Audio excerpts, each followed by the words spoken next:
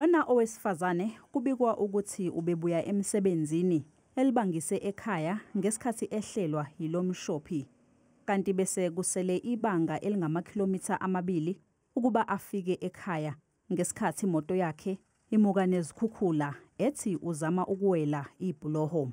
So rescuers came with the eThekwini Fire Department and the search and rescue units, and they found the vehicle, and unfortunately a female was found inside the vehicle still. She had sustained major injuries and was declared deceased on the scene. She was then recovered from the vehicle approximately 4 o'clock this morning. Akusikho okokuqala ukuthi kumuke umuntu kuleli bhuloho njengoba ngezikhukhula zangonyaka u2022 kwemuka owesilisa ezama ukuwela. Umphakathi ucela ukuthi umasipala uphothule uhlelo lokulungisa leli bhuloho. Our concern is here at Gordon Road Bridge, where there are all our infrastructure is compromised. Our sewage, our electrical and our wastewater and clean water comes through on pipes across the bridge.